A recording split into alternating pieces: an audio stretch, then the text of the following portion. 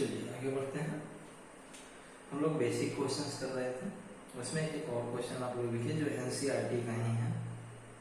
इसमें भी कोई आपका कंसेप्ट नहीं है, बेसिक थ्योरी पे ही बनेगा। ठीक है, चलिए देखिए। Yes scored 40 marks in a test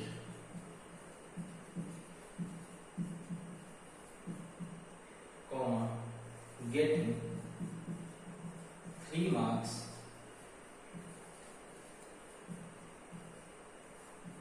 for each right answer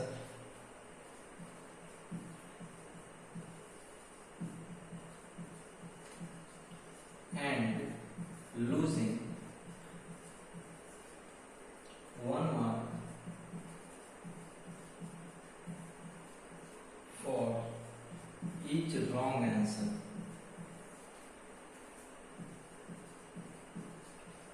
Full stop. Had 4 marks been awarded for each correct answer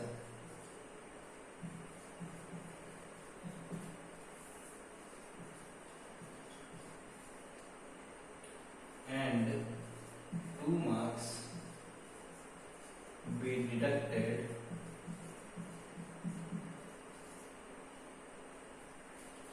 for each incorrect answer.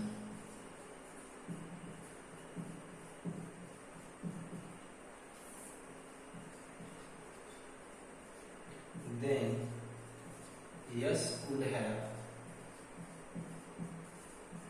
scored 50 marks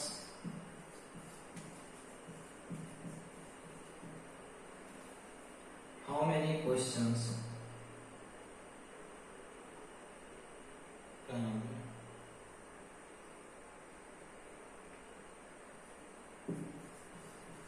how many questions were there in test। ठीक है, question को note down कीजिए आप लोग। बहुत अच्छा question है।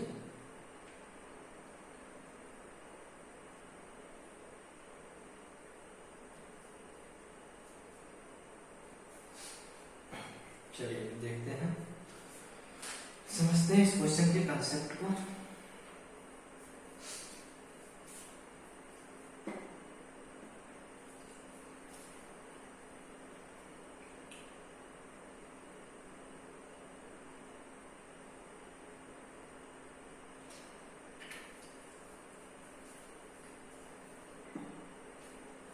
देखिए पहले क्वेश्चन समझिए कि क्या है question. Yes scored 40 marks. Yes ने कितना मार्क्स लाया एग्जाम में? 40 मार्क्स एग्जाम में लाया है। कंडीशन क्या है कि 3 मार्क्स मिलते हैं सही जवाब के लिए। अगर वो सही जवाब देता है क्वेश्चन का, ठीक है ना, तो उसको कितने नंबर मिलते हैं? 3 number. And loses 1 marks for each wrong answer, मतलब निगेटिव मार्किंग है, ठीक है ना, 1 नंबर लूज कर देता है जब उसका आंसर गलत हो जाता है। ठीक है, उसके बाद सेकंड चीज है, पहला इक्वेशन यहां से यहां तक बनेगा। ठीक, चलिए देखिए यहां पे बात समझ में आ गई। यस को कितना मार्क्स मिला? 40 मार्क्स मिला एक टेस्ट में, 3 सही जवाब के लिए और 1 मार्क्स लूज किया वो रॉन्ग आंसर के लिए। टोटल मार्क्स कितने आ गए? 40। ठीक है, मान लेते हैं let the right answers be x, let the right answers be x and wrong answers be y। ये तो क्वेश्चन में नहीं दिया गया है कि टोटल सही जवाब उसने कितना, ये बता दिया है कि मार्क्स कितना डिडक्ट हुआ, कितना उसको मिला, ठीक है ना, लेकिन ये तो क्वेश्चन में कहीं नहीं डिस्क्रिप्शन में दे रखा है कि कितने सही जवाब उसने बनाए और कितने गलत जवाब बनाए। तो मान लेते हैं कि उसने सही जवाब x बनाया और रॉन्ग आंसर्स कितने बनाए? y बनाए। तो अकॉर्डिंग टू क्वेश्चन 3 मार्क्स मिलते हैं सही जवाब के लिए तो अगर राइट आंसर x बनाया है तो 3x हो जाएगा।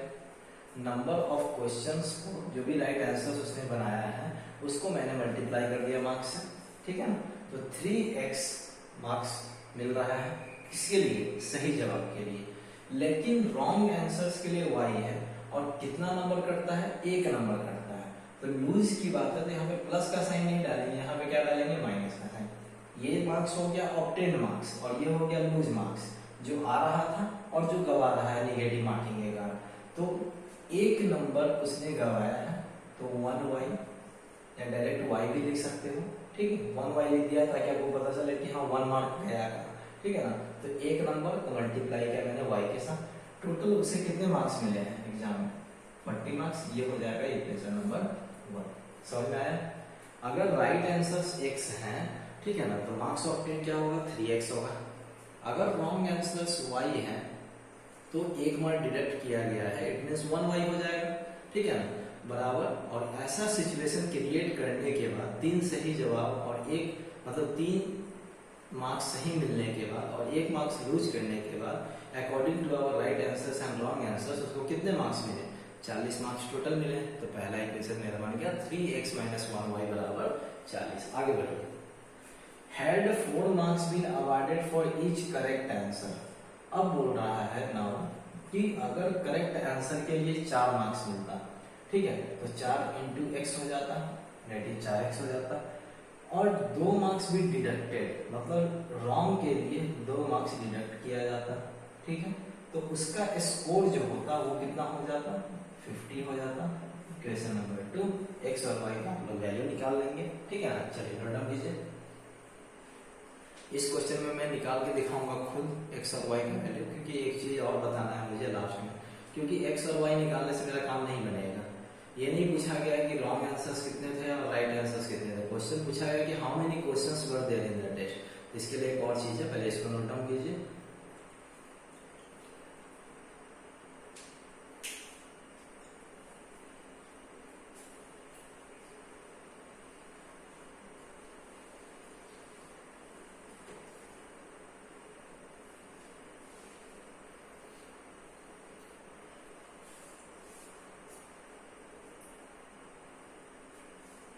चलिए दोनों इक्वेशन को सॉल्व करते हैं।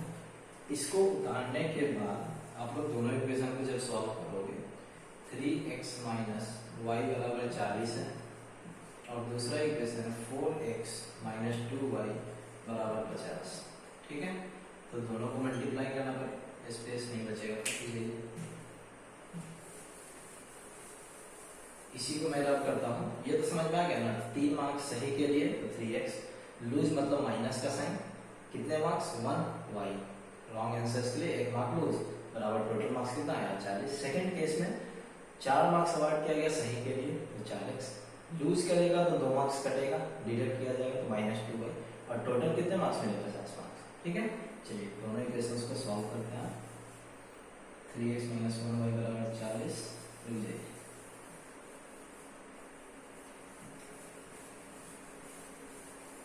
इसको नोट करने के बाद अब इसे सॉल्व करना है, ठीक है। चलिए मेरा फर्स्ट और सेकंड इक्वेशन है। अब बताइए कि फर्स्ट इक्वेशन में कितने से मल्टीप्लाई किया जाए और सेकंड इक्वेशन में, क्योंकि डायरेक्ट तो कट नहीं रहा है, इसको कटवाना पड़ेगा एलिमिनेशन मेथड से, ठीक है ना। तो 3 4 1 2, तो y वाला लेना ज्यादा बेटर होगा क्योंकि जल्दी कट जाएगा, ठीक है ना। इसको मैंने मल्टीप्लाई किया 2 से और इसको मल्टीप्लाई कर दिया 1 से। इसके कोफिशिएंट से, जरूरी नहीं है कि x के कोफिशिएंट से, y के कोफिशिएंट 2 था तो ऊपर में 2, इसका कोफिशिएंट 1 था तो इसको 1। जब फर्दर सॉल्व करेंगे तो पहला इक्वेशन हो जाएगा 2 से जब मल्टीप्लाई करेंगे तो 3 × 6x माइनस 2 × y 2y बराबर 40 दूनी 80, और ये 2 सेम रह जाएगा 4x - 2y बराबर 50। समझ में आ रही है। 1 से मल्टीप्लाई करना मतलब सेम इक्वेशन, ऊपर में 2 3 दूनी 6 2 40 दूनी 80, साइन चेंज करेंगे, ठीक है। प्लस था माइनस, माइनस था प्लस, प्लस था माइनस, ये आपका कट गया। 6x में से 4x गया तो 2x बच गया, 80 में से 50 गया तो 30 बच गया, तो x का वैल्यू कितना आ गया, 15, ठीक है। जब मेरा x का वैल्यू आ गया तो मैं इसी इक्वेशन में पुट करूंगा इक्वेशन 1 चाहे इक्वेशन 2 में, और मैं क्या निकाल लूंगा, y का वैल्यू निकाल लूंगा, अंडरस्टूड। जैसे ही x और y निकलेगा मेरा, ठीक है ना, y निकाल के बताया था मैं, इसको मिटा रहा हूं।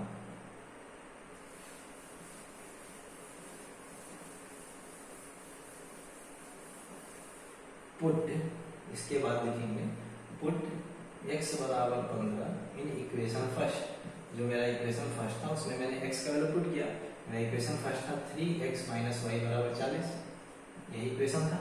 तो 3x का मतलब 3 इंटू 15 माइनस वाई बराबर 40, 15 या 45 माइनस वाई बराबर 40, 45 प्लस में 40 है, इधर आएगा तो माइनस में 40 बराबर ये माइनस में वाई, उधर जाएगा तो प्लस में वाई। तो 45 में से 40 घटाएंगे तो आएगा 5 बराबर वाई। इट मीन्स कि आपके एजम्पशन के द्वारा मैंने माना था कि राइट आंसर x है, तो 15 उसने सही जवाब बनाया और गलत जवाब कितना बनाया? 15 15 सही बनाया और 5 गलत बनाया। क्वेश्चन जो एज्यूम किए थे ना कि राइट आंसर्स को x मानिए, रॉन्ग आंसर्स को y मानिए, तो 15 सही जवाब 5 गलत जवाब। इसका मतलब क्वेश्चन पूछा गया कि टोटल क्वेश्चन कितने थे, तो लास्ट में लिखेंगे total number of question is equals to 15 सही 5 गलत, मतलब कि 15 प्लस 5 20 क्वेश्चन थे। 20 में से उसने 15 सही बनाया और 5 गलत बनाया। अंडरस्टूड? Note it down.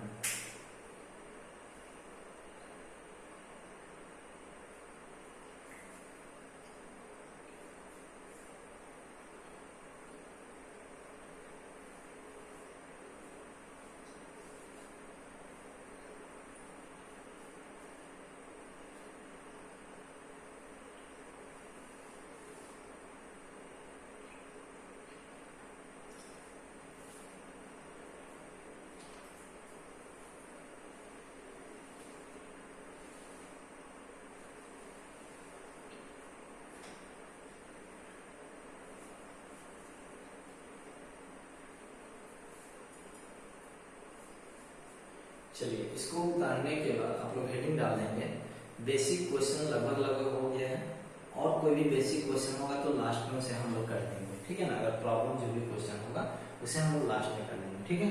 अब हेडिंग डाल दीजिए word problems related to fixed charge and remaining charges.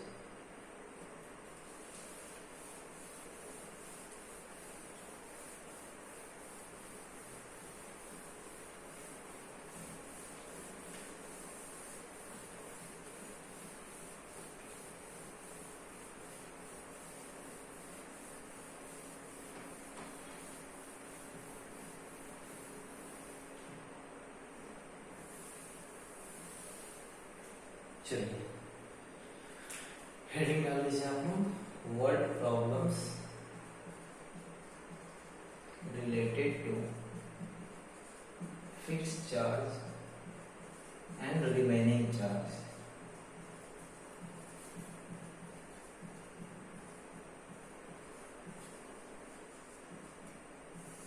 ठीक है, चलिए क्वेश्चन देखते हैं। क्वेश्चन से ही समझ में आएगा कि आखिर ये टॉपिक है क्या।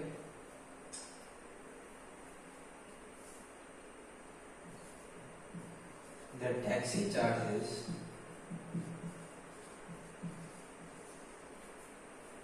in a city consist of fixed charge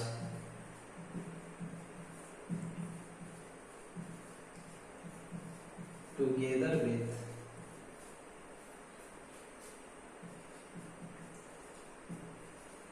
charge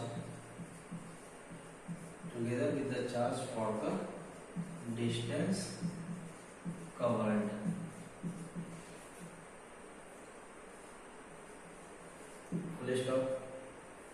For a distance of 10 kilometer, for a distance of 10 kilometer, comma, the charge paid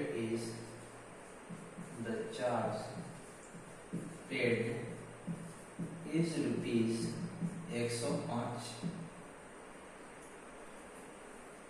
and for a journey of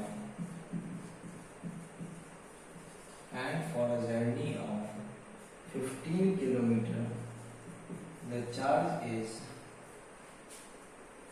15 kilometer, comma, the charge paid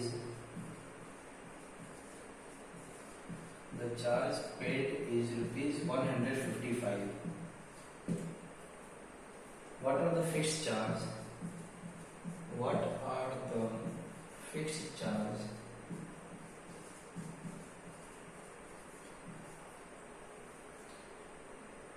and the charge per kilometer? And the charge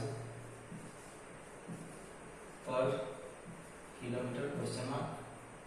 ठीक है, आगे है how much does a person have to pay, how much does a person have to पे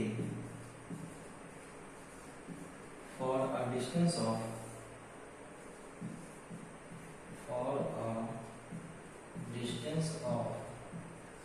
25 kilometre. ठीक है, चलिए question note down कीजिए, फिर समझते हैं ये क्वेश्चन क्या है। देखिए, इस क्वेश्चन को समझने के लिए एक प्रैक्टिकल आप लोगों को एग्जांपल लेना होगा।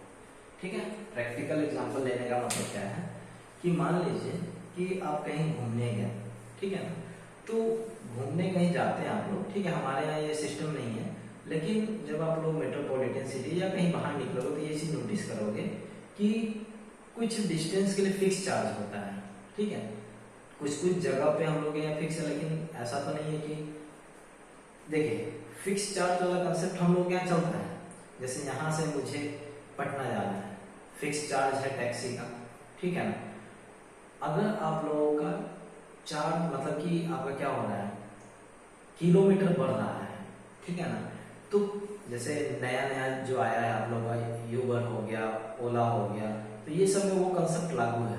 ठीक है ना, जो चीज मैं बताने वाला हूँ उसी कंसेप्ट पे आधारित क्वेश्चन है कि टैक्सी चार्जेस में दो चार्जेस होते हैं। एक तो फिक्स चार्ज होता है कि भाई यहाँ से यहाँ जाएंगे इतना रुपया लगेगा, ठीक है, और दूसरा होता है कि उतना दूर जाने के बाद अगर बढ़ा किलोमीटर तो मेरा मीटर चालू हो जाएगा, वही क्वेश्चन है।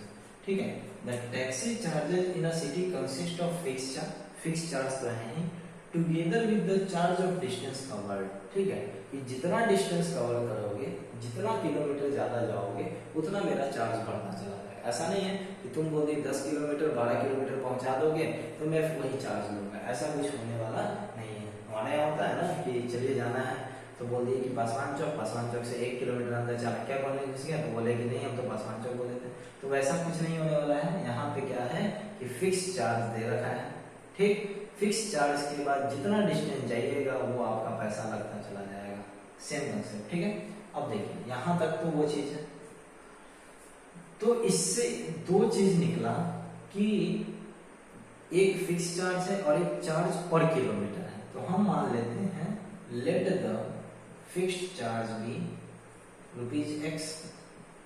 फिक्स्ड चार्ज जो है वो आपका क्या है, x रुपया है, and charge for distance covered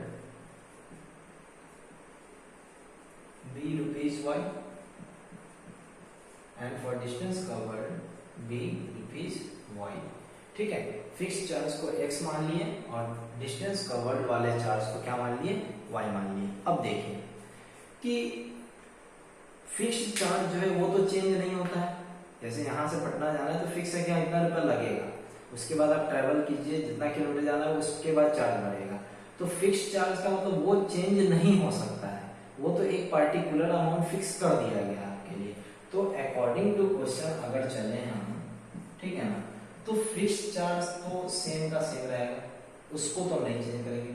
जो भी चेंज होगा वो किलोमीटर वाला। क्वेश्चन पढ़िए कि for a distance of 10 kilometre, आदमी गया 10 किलोमीटर, वो फिक्स चार्ज छोड़िए, फिक्स चार्ज तो हो गया खत्म, जहां जाना था, उसके बावजूद कितना किलोमीटर गया, 10 किलोमीटर, तो 10y करेंगे। 10 किलोमीटर गया तो 10 किलोमीटर को y से मल्टीप्लाई करेंगे, क्योंकि चार्ज और उसको मल्टीप्लाई करेंगे तभी तो टोटल कॉस्ट निकलेगा। ठीक है ना, तो ये हो गया फिक्स चार्ज और ये हो गया चार्ज पर किलोमीटर। पर किलोमीटर मतलब 1 किलोमीटर का वाई था अगर, तो 10 किलोमीटर का कितना हो गया, 10 वाई हो गया। बात समझ में आ रही है? तब जाके उसको पेमेंट करना पड़ता है 105 रुपया। ये हो गया हमारा equation number 1। Clear? Fix charge को चेंज नहीं कर सकते, वो x का x रहेगा। क्यों चेंज नहीं कर सकते? क्योंकि वो एक पार्टिकुलर अमाउंट फिक्स होता है, ठीक है, जो भी x है। 10 किलोमीटर गया तो 10 वाई, क्योंकि चार्ज पर किलोमीटर को हम लोग ने वाई माना है, तो 10 किलोमीटर गया तो 10 इंटू वाई, 10 वाई हो गया बराबर टोटल कितना पेमेंट करना पड़ा 105। आगे बढ़िए। For a journey of 15 kilometre 15 kilometre के लिए, फिर नाउ फिक्स चार्ज तो अभी भी सेम रहेगा, लेकिन डिस्टेंस अब कितना गया है 15 किलोमीटर, मतलब 15 वाई, और पेमेंट अब कितना करना पड़ता है 155। ये हो गया हमारा इक्वेशन नंबर 2। दोनों को सॉल्व करेंगे तो x और y का वैल्यू निकलेगा, जाहिर सी बात है। तो what are the fixed charge and the charge per kilometre, यहाँ तक तो क्वेश्चन सॉल्व हो जाएगा x और y का वैल्यू निकाल के। आगे बोला कि how much does a person have to pay for a distance of 25 kilometre, कि अगर वो इंसान 25 किलोमीटर जाता है तो उसे कितना चार्ज पेमेंट करना पड़ेगा। तो जब तक आप लोग x और y वैल्यू नहीं निकालोगे तब तक ये वाला पोर्शन नहीं बनेगा, ठीक है ना। इसीलिए आप लोग x और y का वैल्यू निकाल लेना। उसके बाद क्या करना है वो समझो। एक आदमी को कितना पेमेंट करना पड़ेगा जब वो 25 किलोमीटर गया, ठीक है ना। तो charge to be paid for 25 kilometre is equals to x plus 25y। ये समझ में आया कि नहीं, ये बताइए। ये मैंने कैसे लिखा, 25 किलोमीटर के लिए क्या चार्ज होगा, x तो फिक्स है कि जितना जाओ उतना फिक्स है, इतना रुपया फिक्स अमाउंट है इस पार्टिकुलर जगह के लिए। 25 किलोमीटर एक्स्ट्रा मतलब 25 वाई, 1 किलोमीटर का वाई है तो 25 किलोमीटर का 25 वाई हो गया। x का जो वैल्यू निकलेगा y का वैल्यू निकलेगा, सब्स्टिट्यूट करना है यहाँ पे। आप लोगों का क्या निकल जाएगा, चार्ज निकल जाएगा 25 किलोमीटर के लिए। अंडरस्टूड? Note it down.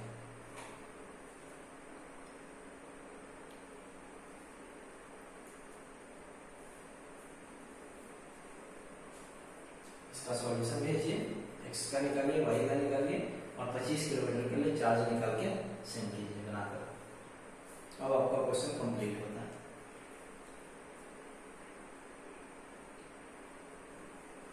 तो फिक्स चार्ज वाले में कंसेप्ट यही है कि फिक्स चार्ज को कभी आप लोग चेंज मत कीजिएगा। जो भी चेंजेस आएगा वो कहाँ पे आएगा, रिमेनिंग चार्जेस पे आएगा।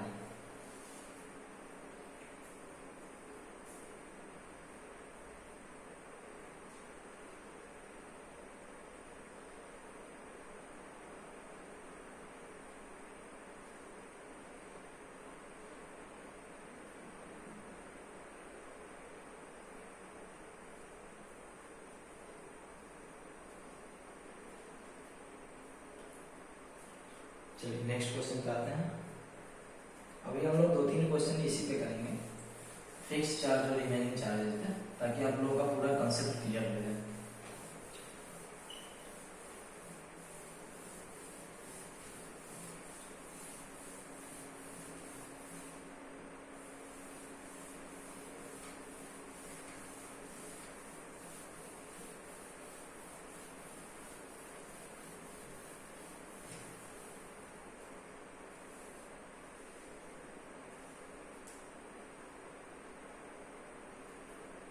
चलिए नेक्स्ट क्वेश्चन पे आते हैं।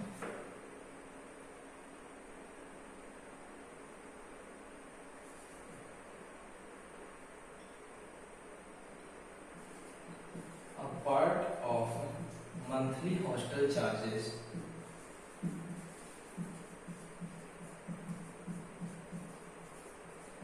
is fixed. A part of monthly hostel charges is fixed and the remaining depends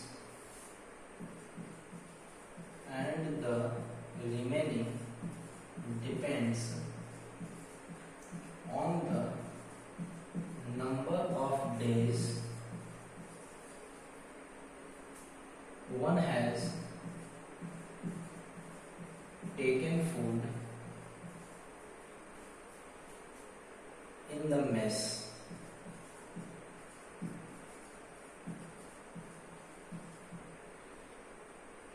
When a student A student A takes food for 20 days,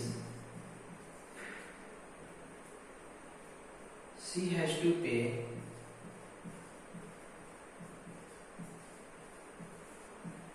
rupees 1000 as hostel charge.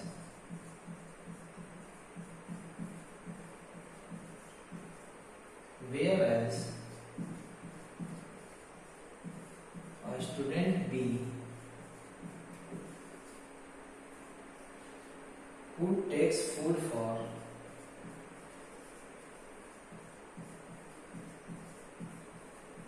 26 days pays rupees 1180 as hostel charge.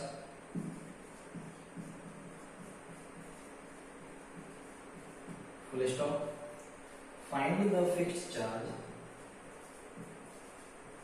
Find the fixed charges and cost of food per day. And cost of food per day. ठीक है, चलिए same type का question ही है आप लोगों का. ठीक है, हल्का सा डिफरेंट क्या है उसे समझते हैं. वहां पे हम लोग टैक्सी का बात कर रहे थे और यहाँ पे मंथली चार्जेस हॉस्टल का बात कर रहे हैं. कुछ डिफरेंट नहीं है. ठीक है, देखिए यहाँ पे a part of monthly hostel charges is fixed and the remaining depends on number of days one has taken food in a mess. ठीक है, कि एक हॉस्टल का मंथली चार्ज फिक्स है. ठीक है, मान लीजिए कि एक हॉस्टल का फिक्स चार्ज है समथिंग x रुपया, वो तो फिक्स है, उसको चेंज नहीं कर सकते. लेकिन दूसरा जो रिमेनिंग जो चार्ज है वो डिपेंड करता है कि एक बच्चे ने कितने दिन मेस में खाना खाया. मेस का मतलब समझते हो. ठीक है, जैसे बाहर पढ़ने जाओगे आप लोग, ठीक है ना, तो वहां पे आप मान लीजिए कि आपके पास सुविधा नहीं है खाना बनाने का. ठीक है, तो आप कहीं खाने जाओगे, तो जहाँ पे खाने जाओगे उस जगह को क्या कहा जाता है, मेस कहा जाता है. ठीक है ना, तो एक मंथली चार्ज जो है वो फिक्स है और अदर चार्ज जो है वो डिपेंड करता है कि एक बच्चे ने मेस में कितने दिन खाना खाया है. ठीक है, अब देखिए कि एक बच्चा जो है, क्वेश्चन यहां से पहले तो वही लिख लीजिए, let the fixed charge be rupees x and cost of food per day and cost of food per day be rupees y. मान लेते हैं कि फिक्स चार्ज एक्स है और फूड का दाम जो है एक डे का वाई रुपीज है. ठीक है, चलिए देखिए according to question, when a student A takes food for 20 days, एक बच्चे ने 20 डेज मेस में खाना खाया. She has to pay rupees 1000 and hostel charge. उसको कितना पेमेंट करना पड़ा, 1000 रुपया. यहाँ तक क्वेश्चन खत्म, फर्स्ट पार्ट. तो एक्स तो मेरा फिक्स है, उतना तो मंथली देना पड़ेगा. मंथली चार्ज जो होगा, जैसे मान लीजिए 5000 6000, जो भी मंथली फिक्स चार्ज है वो तो देना पड़ेगा. अब खाना पे डिपेंड करता है कि आप खाना क्या खा रहे हो क्या नहीं, मेस में खा रहे हो. मान लीजिए कि हॉस्टल का ही मेस है. ठीक है, आपको जो हॉस्टल में प्रोवाइड किया जा रहा है वो पसंद नहीं है, उसके अलावा कुछ खाना चाह रहे हो, मेस में जाकर खाना चाह रहे हो. ठीक है ना, तो वो डिपेंड करता है. ठीक है, तो वैसा फूड जो है वो कितने दिन खाया, 20 दिन. तो x प्लस 20y, क्योंकि एक दिन का खाना का दाम है y रुपीज, तो 20 दिन तक खाया, 20 दिनों तक बच्चे ने खाया, तो 20y हो गया. और टोटल पेमेंट कितना करना पड़ता है, 1000. ठीक है, ये मंथली चार्ज हो गया हॉस्टल का जो फिक्स है, जो भी रहने सहने का है. ये आपका खाना का हो गया, 20 दिन खाना. ठीक है, 20 डेज, एक दिन का y रुपीज है, तो 20 डेज का क्या हो जाएगा, 20y. और टोटल पेमेंट जो किया बच्चे ने वो कितना किया, 1000 रुपए किया. आगे, whereas a student B who takes food for 26 days. Now एक बच्चे ने, एक्स तो फिक्स रहेगा, वो तो चेंज नहीं होगा. एक बच्चे ने खाना खाया 26 दिनों तक, तो 26 बार उसको पेमेंट करना पड़ा 1180. ठीक है ना, तो बताना है कि फिक्स चार्ज क्या है. Cost of food per day क्या है, ठीक है, नोट डाउन कीजिए। और एक्स और वाई का वैल्यू निकालिए, इसमें तो कुछ नहीं है निकालना एक्स्ट्रा, बस फिक्स चार्ज निकालना है और cost of food per day निकालना है। तो एक्स और वाई का वैल्यू बस निकाल दीजिए, वो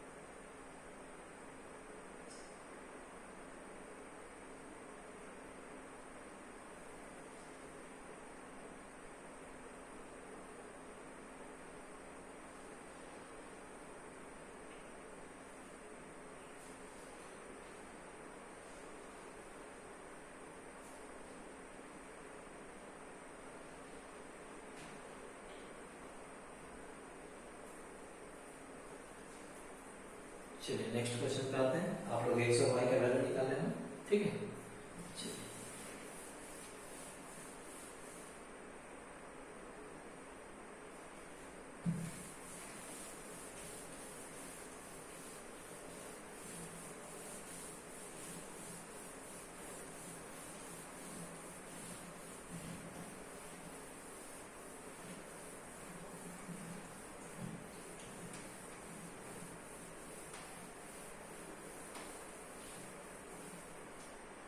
चलिए नेक्स्ट देखिए,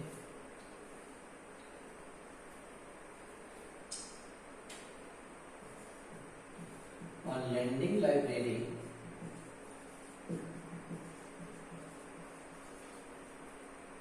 has a fixed charge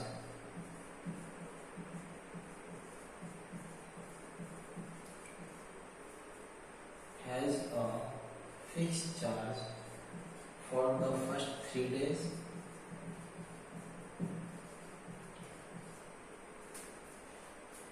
and an additional charge for each day thereafter. For each day thereafter,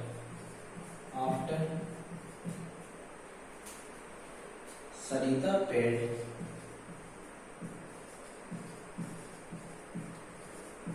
₹27 for a book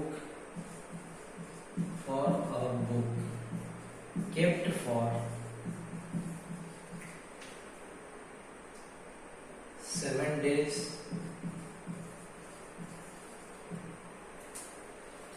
while Sasi paid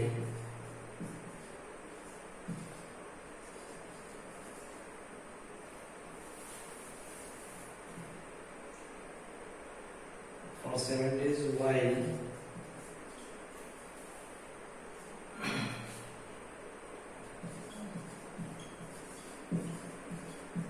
Sasi paid ₹21 for the book kept for 5 days. For the book kept for 5 days, find the fixed charge and charge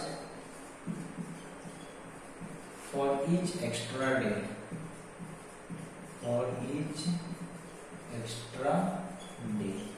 ठीक है, चलिए अब इस question को देखते हैं।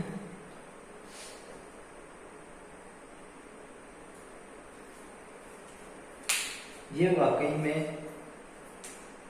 जो भी क्वेश्चन फिक्स चार्ज किए उससे थोड़ा है हटके। इसमें टिक डबल टिक लगाओगे। मैं सारे क्वेश्चन में नहीं कहता हूँ डबल टिक लगाओ, जिसमें इसमें कहा जा रहा है उसमें आप लोग लगाते चलना, क्योंकि उसमें वो क्वेश्चंस का प्रोबेबिलिटी थोड़ा ज़्यादा होता है एग्जाम में आने का। ठीक है, चलिए देखिए, फिक्स चार्ज का और रिमेनिंग चार्ज का कंसेप्ट वही है जो मैंने बताया है, कंसेप्ट कोई चेंज नहीं करूंगा। ठीक है, बस क्वेश्चन के अकॉर्डिंग थोड़ा बदलाव लाना है। क्या बदलाव लाना है उसे देखते हैं। एक लाइब्रेरी का फिक्स चार्ज है फॉर द फर्स्ट 3 डेज। ठीक है, ये आपका एक नया क्लू है। हम लोगों ने जितने भी क्वेश्चन किए हैं उसमें कहीं ऐसा लिखा था कि इतना किलोमीटर जाने पे फिक्स है, इतना पे मतलब इतना दिनों के लिए फिक्स कॉस्ट लगेगा फूड का, कुछ तो ऐसा नहीं था। लेकिन इस क्वेश्चन में एक चीज कन्फाइंड कर दिया है कि फिक्स चार्ज कितने दिनों तक लगेगा। ठीक है, कन्फाइंड चीज जो है, जो आपका एकदम कंपलसरी चीज जो है वो क्या है कि 3 दिनों तक आपका फिक्स चार्ज लगेगा। ठीक है, उसके बाद आपका मतलब कि वो लगना शुरू हो जाएगा एडिशनल चार्ज। ठीक है, तो let the fix charge be rupees x. Fix charge को मैंने क्या मान लिया, एक्स मान लिया। एंड चार्ज, अगर एक्स्ट्रा दिन आप बुक रखते हो लाइब्रेरी में, तो समझ रहे हो ना कि बुक वहां से इश्यू किए फिर रिटर्न करना है। ठीक है ना, तो फिक्स चार्ज एक्स है एंड चार्ज फॉर, देखते भी होगे कि लाइब्रेरी में चार्ज लगता है, and charge for each extra day be rupees Y.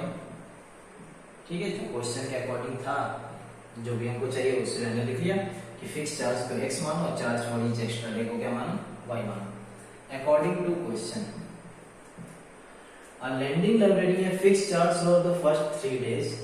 3 दिनों के लिए चार्ज फिक्स है, मेरा फिक्स चार्ज x माना गया है plus, and an additional charge for each day thereafter. उसके बाद आपका एडिशनल चार्ज लगता है। सरिता पेड ₹27। पहला स्टेटमेंट यहां से शुरू हुआ यहां तक।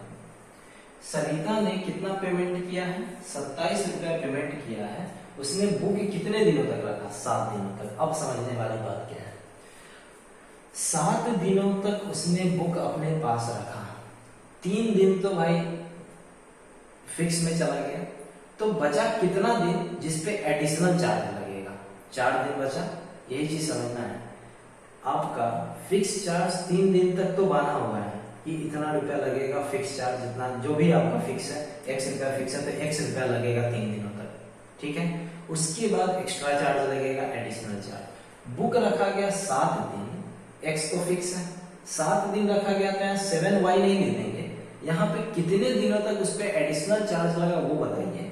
तो 7 में से 3 माइनस करना पड़ेगा, क्योंकि 3 दिन तो आपका फिक्स है, तो 7 में से 3 गया तो 4y बचा, ना कि यहाँ पे 7y लिखेंगे। ठीक है ना, यहाँ पे क्या लिखेंगे आप 4y, x प्लस 4y बराबर 27, और ये हो जाएगा इक्वेशन नंबर 1। यही कंसेप्ट यहाँ पे आप लोगों को सीखना था। ठीक है, कि और सभी क्वेश्चन में क्या हो रहा था कि नहीं दे रहा था कि फिक्स इतना है चाहे कुछ भी, लेकिन इस क्वेश्चन में कन्फाइन कर दिया 3 दिन फिक्स है, मतलब कि जितना दिन आपका देगा उसमें से उसको माइनस करना पड़ेगा। 7 दिन बुक रखा था, 7 में से 3 माइनस कीजिए, तो 4 दिन पे ही ना एडिशनल चार्ज लगा, इसीलिए मैंने 4y लिखा। ठीक है, इक्वेशन नंबर फर्स्ट आ गई। Shashi paid ₹21 for the book kept for 5 days. 3 दिन तक तो चलिए फिक्स है, तो चार्ज इस पे कितना दिन तक लगा होगा, 2 दिन के लिए लगा होगा, तो x तो आपका फिक्स है। नाउ x तो आपका फिक्स है, 5 दिन रखा मतलब कि 2 दिन चार्ज लग गया होगा, तो 2y बराबर, और पेड कितना, पेमेंट कितना किया 21, दोनों को सॉल्व कीजिए, x और y कर दो। तो अंतर बस इस क्वेश्चन में यहाँ पे और यहाँ पे आया। कैसे आया, तो वो आपका फिक्स चार्ज देने के कारण आ गया। ठीक है, नोट इट डाउन, x और y का आप लोग वैल्यू निकालेंगे। फिक्स चार्ज और रिमेनिंग चार्ज से रिलेटेड आप लोगों का क्वेश्चन खत्म होता है। क्लियर?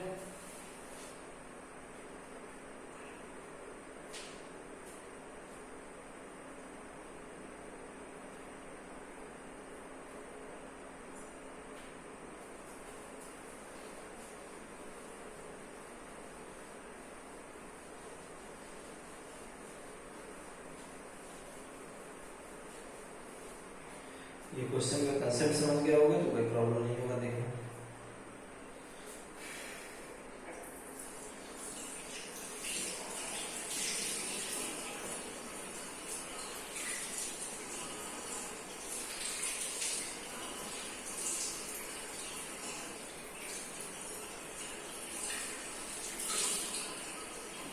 ठीक है, तो आप लोगों का 3 क्वेश्चन आज हुआ फिक्स चार्ज से और एक यस वाला क्वेश्चन हो गया। ठीक है, अब मैं देख लूं कि अब कहां तक पहुंचा।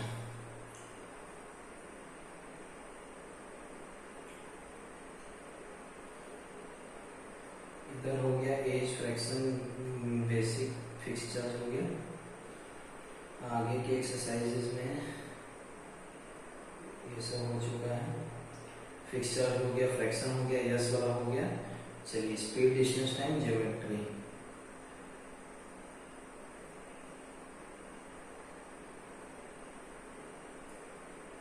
चलिए अब आप लोग जो है अपने बुक से, ठीक है, क्या कहते हैं, फिक्स चार्ज वाले क्वेश्चंस को भी कंप्लीट कर सकते हैं। ठीक है ना, जो भी क्वेश्चन होगा 5 क्वेश्चन तो जरूर होगा, 5-6 क्वेश्चन आप लोगों के बुक में RS अग्रवाल में। मेरे पास जो बुक है उसके हिसाब से देख लूं।